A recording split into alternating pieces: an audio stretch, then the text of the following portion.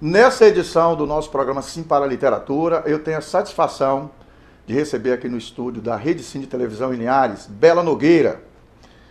Bela é compositora, musicista, roteirista, diretora e escritora e é natural aqui de Linhares.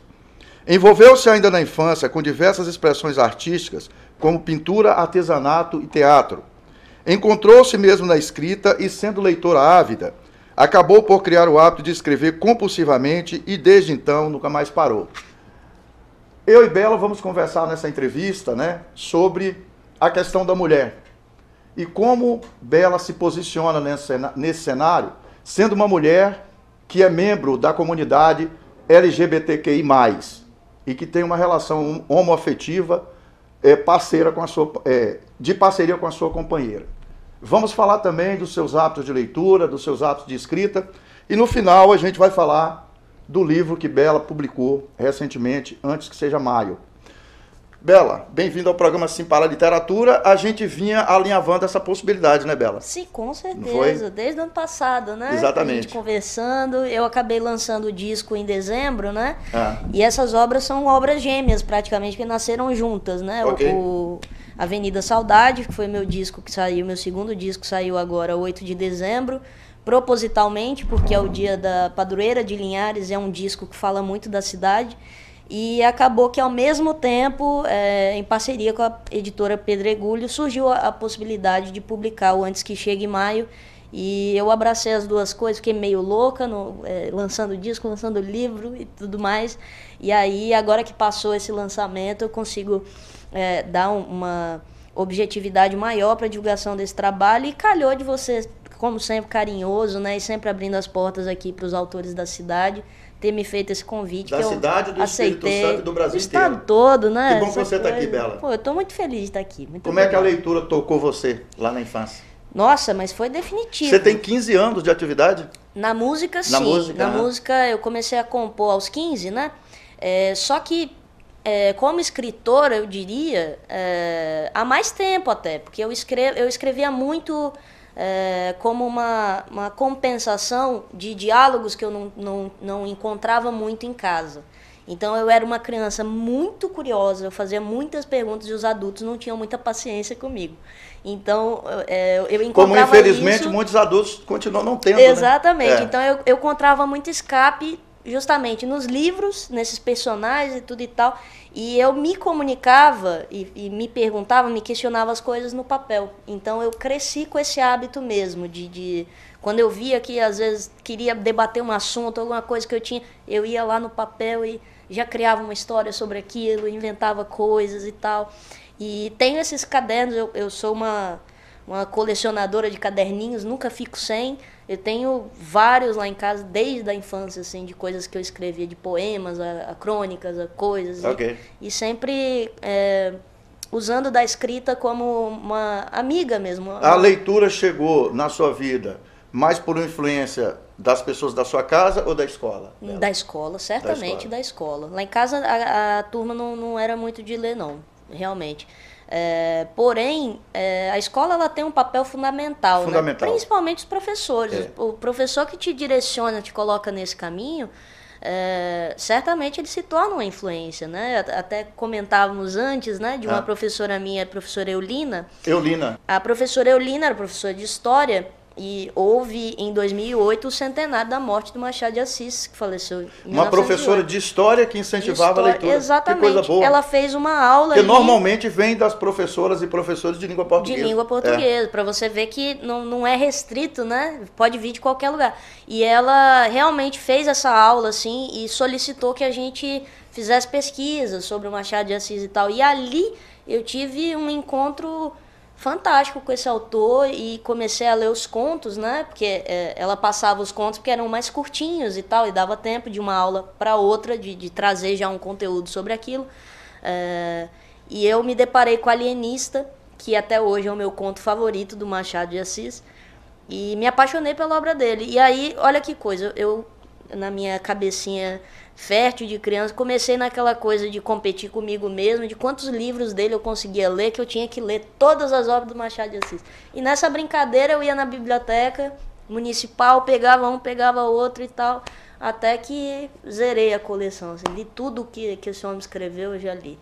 Eu vou fazer uma pergunta que eu tinha colocado no roteiro para fazer no final. Claro. Mas vou adiantar. Tem um personagem de um livro que você leu, que você se lembra, que você gostaria de conhecer pessoalmente? Nossa, se totalmente. ele existisse na vida real? Eu diria que o Sherlock Holmes. É mesmo. Porque é um... Marcou toda uma geração. Toda uma geração. E o Arthur Conan Doyle, que é o escritor, né? Ele criou um personagem que ele tem vida própria, né? Pelo amor de Deus. Né? São tantos detalhes do Sherlock Holmes que você consegue ver ele na sua frente, assim. De tanto detalhe, riqueza das histórias. Cada livro te abre para um universo, apesar de ser um personagem muito misterioso ao mesmo tempo, ele tem muitos trejeitos, muitas manias, muitas coisas, então você acaba quase que conhecendo mesmo. Eu sinto que eu conheço o Sherlock Holmes e por isso eu acho que eu amaria assim, tirar ele do livro e bater 5 minutos de papo com ele. Seria fantástico. O Espírito Santo detém em números absolutos. O que são números absolutos, pessoal? Independe da quantidade de habitantes que o Estado tem. É quantitativo mesmo. O terceiro lugar em feminicídio no Brasil. Certo. É o terceiro estado onde mais se mata mulheres no Brasil. E o Brasil detém uma outra medalha, agora a medalha de ouro, né? Que principalmente de uns anos para cá, aumentou muito, muito. A violência contra homossexuais, o pessoal do LGBTQI+, e transgêneros, né? Isso. Então, nós somos uma sociedade violenta com relação a essas diferenças. E a gente precisa rediscutir isso. Com certeza. Como é que você, que é uma mulher da comunidade LGBTQI+, você tem um relacionamento afetivo com uma mulher, Sim. né? Você é casada com essa pessoa. Como é que você, esse universo de leituras, a sua arte, a composição da pessoa que você é, como é que você está convivendo com isso? É difícil, acho que falo pela minha comunidade nesse momento, é difícil você não ter o direito básico de existir, né? Porque aí a gente está falando de uma coisa básica, que é o direito de você sair na rua, por exemplo, sem temer que alguém vai se sentir no direito, por exemplo, de te causar algum mal, de te proferir palavras que você não precisaria ouvir, se não fosse por isso, né? E o que é isso, né? É a minha vida, na verdade, né? Eu sou o que eu sou. Então, existe mesmo essa dificuldade, o que se tornou muito pior nos últimos anos, infelizmente, porque houve uma polarização muito grande no nosso país e o debate de ideias se tornou uma coisa difícil, porque as ideias elas precisam ser, independente da posição, do posicionamento de cada um. Eu não sou o tipo de pessoa que fala, não se discute sim. A gente tem que ter a maturidade de discutir. Quando não é discutido, é que a intolerância toma conta. E é o que a gente presenciou, né? Principalmente nos últimos 4 anos, infelizmente, que deu um boom. Exatamente. Assim, né? E essa intolerância foi muito mais incentivada. Né? Muito mais incentivada, discurso de ódio. Discurso de ódio. E tem um princípio básico, né, Bela? Se nós somos tolerantes com a intolerância vence. Com certeza. Por isso a importância de discutirmos essa questão. Exatamente. Eu acho que a arte ela tem uma função extraordinária na vida do ser humano. Para mim, assim, se Deus tivesse dado o presente mais fantástico para a humanidade, esse presente para mim foi a arte. Eu acho que o ser humano, com a arte, ele desembrutece, ele se torna mais sensível, ele se torna mais empático. Uma pessoa que lê constantemente, uma pessoa que debate ideias, uma pessoa que escuta uma música e se permite, sabe, ser invadido por aquela coisa maravilhosa que é a emoção de você ouvir uma música pela primeira vez e falar, nossa, a história da minha vida está nessa letra, sabe, aquela identificação. Ou você ir numa orquestra e assistir ir ao cinema, ir ao teatro. Exatamente. O acesso ao universo da arte, né? A arte, ela vem para tirar, parece, o peso das mazelas que a vida já é muito pesada, né? Já são tantas coisas que a gente precisa melhorar enquanto ser humano. E aí eu me pego, às vezes, como pessoa LGBT, eu fico me perguntando. Qual é o nome da sua companheira? Milena. Milena, a gente está caminhando aí para 6 anos já de casamento, uma relação muito tranquila, muito gostosa. É uma pessoa que eu admiro, é uma pessoa que eu respeito. E é impensável para mim que pode haver alguém aí que pense que eu não sou digna do amor de Milena, por exemplo, e Milena não é digna do meu amor, apenas porque na minha ideologia isso não é correto. A sua ideologia, respeito a sua ideologia. Entretanto, ela não é soberana para todos, ela é a sua ideologia. A gente tem ouvido falar muito, estamos caminhando do final desse encontro para falar um pouquinho do seu livro. Pois é, essa conversa aqui, meu Deus do céu, que coisa boa. Renderia. A gente está falando muito, Bela, tem ouvido falar muito do empoderamento. Sim. Né? O que empodera você? Eu acho como mulher e como membro de uma comunidade que quer queira, quer não, tem sido muito violentada no Brasil. Sim, sim. Eu acho que, principalmente, eu acho que eu faço parte de todas as listas das minorias possíveis, né? Eu sou uma mulher parda, gay, artista. Eu sou a escória, né? Pronto. Eu preenchi todos os quadradinhos ali do que é. O que empodera você? Mas eu acho que quando a gente se nutre de tantos universos assim, né, e tal, e eu particularmente, como disse, sou uma pessoa que bebe de muitas fontes, eu vou para o audiovisual, eu vou para a literatura, eu vou para a música e bebo um pouco de tudo isso. Eu, por exemplo, sou uma pessoa que fala pouco dessas temáticas. Eu não sou uma pessoa que você vai me ver debatendo, por exemplo, na internet. Nesse sentido.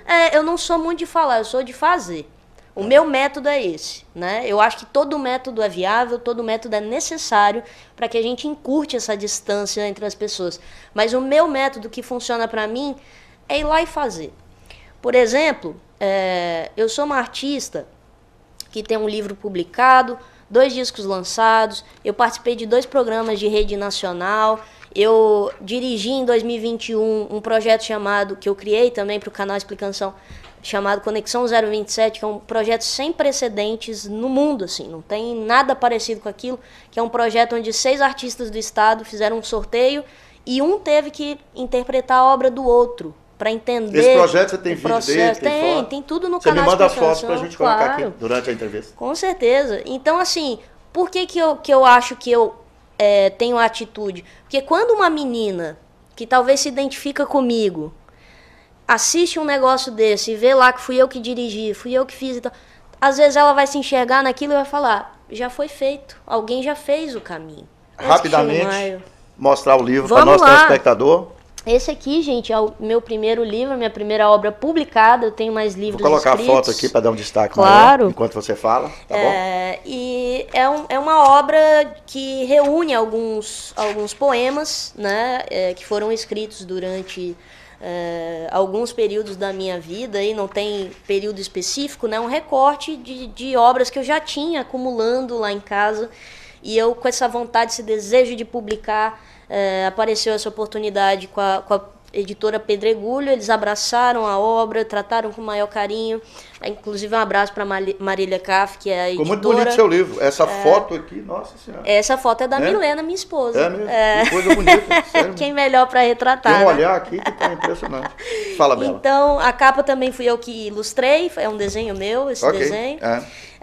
E passeia por essa vertente da saudade, essa vertente da nostalgia. É um livro que fala diretamente, até no prefácio eu distribuo essa ideia, né?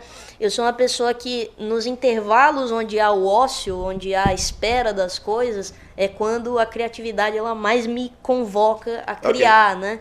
Então, aí existem vários poemas que nasceram desses momentos, sabe? Entre uma coisa e outra ali que eu estava aguardando acontecer na vida musical, ou eu sempre tive o refúgio da caneta, do papel, para poder me expressar. E disso a gente fez um compilado e nasceu essa obra.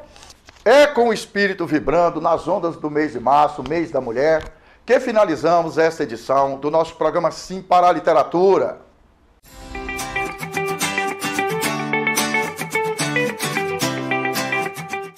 Vamos pegar isso como verdade, né? Vamos supor que após a sua morte você vá para o céu.